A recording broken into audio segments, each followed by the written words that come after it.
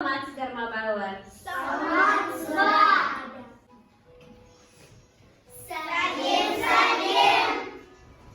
Шапалақ ұрайық. Сәлем, сәлем. Шапалақ ұрайық. Сәлем, сәлем. Шапалақ ұрайық. Сәлем, сәлем.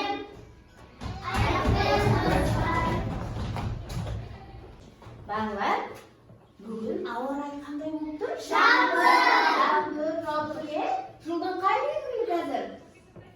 Көкек па, қыз па, күз өте жақсы, е? Ендеше балалар, күн жауын күні біз не ұстаймыз?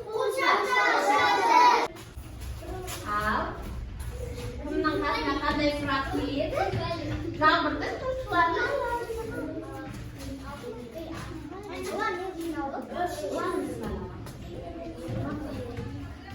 ала қойыңдар. Жауап береміз балалар. Кәлі сұрақ қойыңдар. Қандай сұрақ берді? Ал, сұрақтарға балалар жауап бере қойайық. Я, ұлан, айта ғой.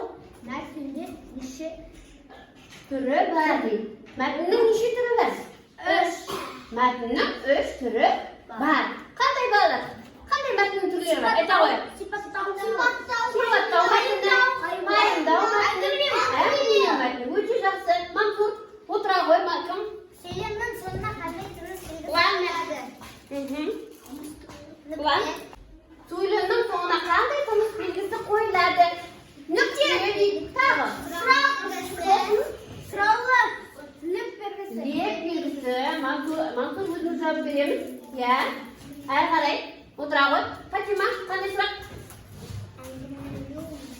Мәтіні қандай сұраққа жауап береді? Әңгімелеу мәтіні. Айтпаймыз. Жарайсың. Не істеді деген сұраққа жауап береді? Түріслан келе ғой.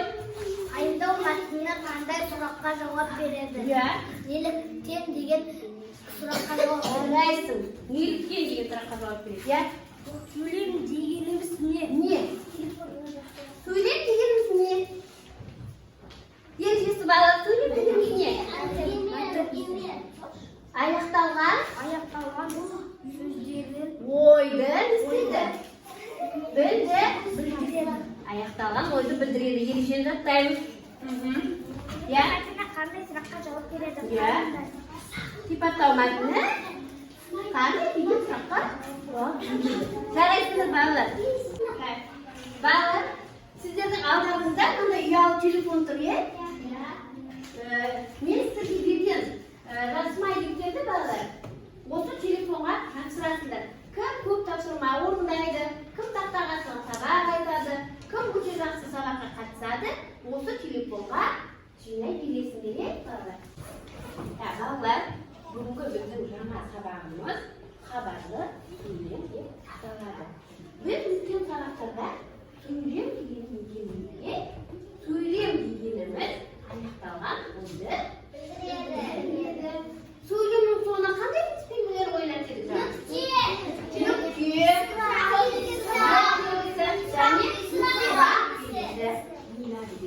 Енді бүгінгі біздің тақырыбымызда хабарлы сөйлемнің соңына қандай белгі қойылады деп ойлаймыз? Нүкте қойылады, е? Хабарлы сөйлем дегеніміз не балалар?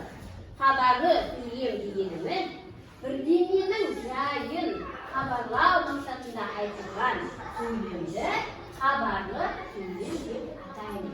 Ендеше тақтаға назар аударамыз.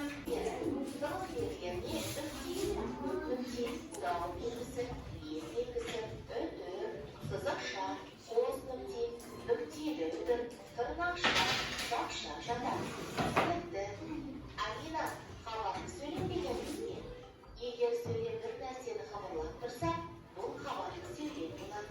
Мысалы, біз кеше мұражайға бардық деген хабарлы сөйлем болады.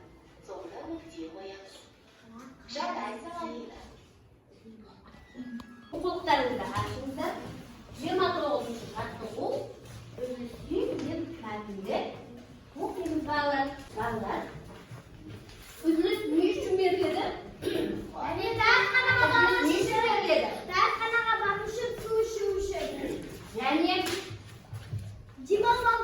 Дем алу үшін жақсы, жарайсың, жанайым.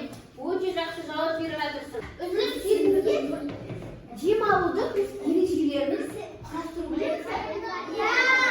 Ал не істеуге болмайды үзіліс кезінде? Кітапты жыртуға болмайды. Кітапты жыртуға болмайды дейді. Иә, үзіліс кезінде кітап оқып жүрсек, ол кітапты жыртуға болмайды. Иә, Сөйлесуге болмайды. төбелесуге болмайды. Жарайсың балалар. Жақсы балалар, отыра қойыңыздар. Балалар, барлығымыз тақтаға назар аударамыз. 31-ші жаттығу. Суреттерге қараймыз. Суреттегі балалардың қайсысы үзілісте өзін дұрыс ұстады, ал қай оқушы өз тәртібін өзгертуі керек деп ойлайсыңдар балалар? Иә, кім? Жанайым мен Фатима қоңырау кезінде екеуі не істеп тұр? Сөйлесіп тұр. Өте жақсы. Екінші сурет. Алдияр айта ғой. Иә?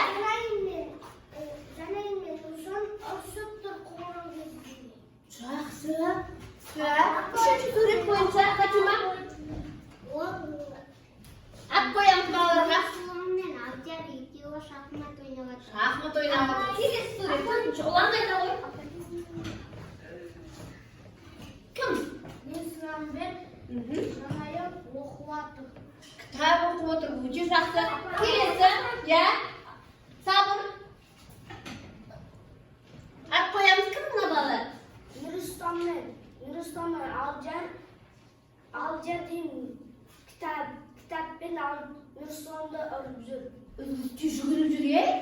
Жақсы. Ақтөс. Әмір дейтін әділдің құлағынан тартып жатыр. Тентек болып еді, оған ескерту жасап жатыр. Не? Жақсы, енді балалар, бері қараймыз. Қай номердегі суреткер? Бірінші. Екінші па? Үш. Төрт. Бес. Алты. Жоқ. Біз осы екінші, бесінші, алтыншы суреттегі оқушыларға не деп айтуымыз керек екен? Тәртіпті болуымыз керек екен, иә? Жақсы балалар. Ендеше балалар, біздер қазір сіздерге мен тапсырма беремін. Бірінші топқа бірінші сурет, екінші топқа үшінші сурет, үшінші топқа төртінші сурет беремін. Нақты құрастырамыз балалар. Балалар, біз топпен жұмыс жасау үшін топтың ережесін істеуіміз керек. Ал қандай ережелер бар? Бірінші, тыңдай білеміз. Ұйымшыл болу. Жарайсыңдар. Қол көтеру. Және бір-бірімізге көмек беру. Жарайсыңдар балалар. Отырамыз.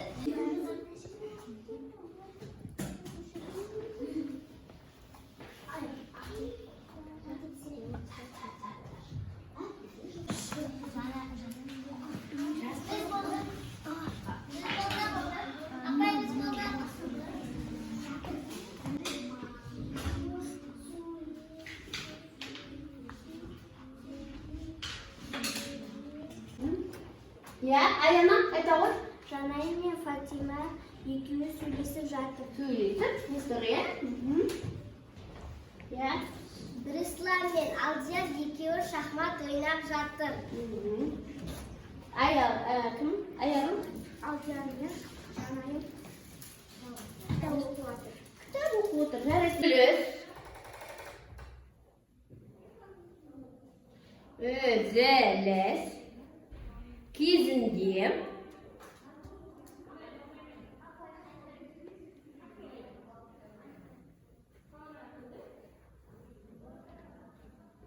сыныпта жүгірмейді. Сыныпта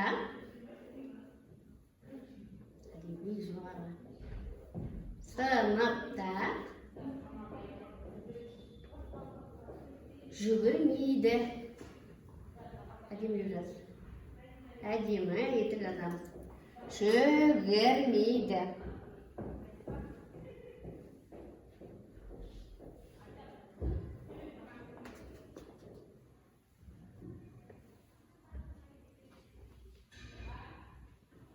Жарайсың. Әділ, келе ғой тақтаға екінші сөйлемге.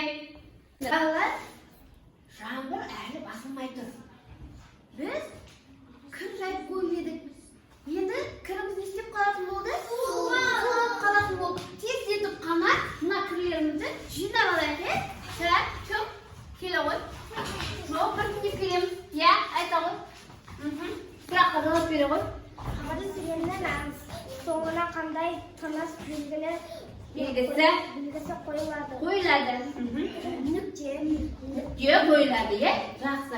Ала ғой. Так, Фатима, келе ғой. Я, талғары. Бүгін қандай тақырыппен таныстық. Я, бүгін қандай тақырыппен таныстық? Хабарлы сөйлем. Жарайсың. Хабарлы сөйлем. Киіміңді сала ғой. Апай. Так. Келе ғой, кім? Алдар келе ғой. Келе ғой.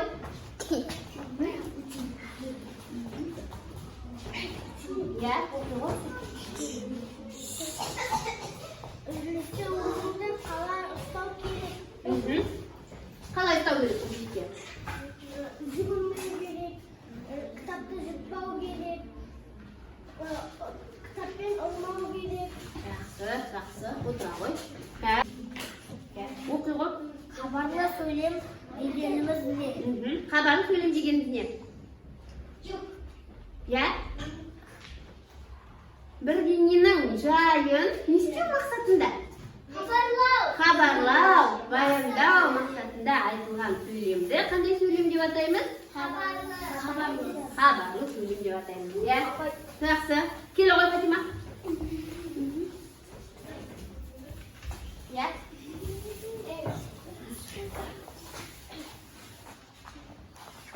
Үзіліс не үшін беріледі? Үзіліс не үшін беріледі? Дәріханаға бару үшін. Так. Су келу үшін. Тағы бір кім көмектеседі? Не үшін? Таза ауа жұту үшін. Айсана келе ғой. Мұражайға барды. Қандай сөйлем? Оқушылар мұражайға барды деген қандай сөйлем? Хабарлы сөйлем. Соңында қандай тыныс белгісі қойылсын? Нүкте. Жарайсың. Отырасың. Жақсы балалар. Сонымен бүгін біздер қандай тақырыппен таныстық? Хабарлы дегенмен таныстық. Хабарлы сөйлемнің соңына қандай тыныс белгісі қойылады? Және біздер үзіліс кезіндегі оқушыларды ережесімен не істедік? Ендеше алдарыңыздағы телефондағы өздеріңіздің жинаған ұпайларыңызды қазір маған көрсете қойыңыздар, е? Қане балалар?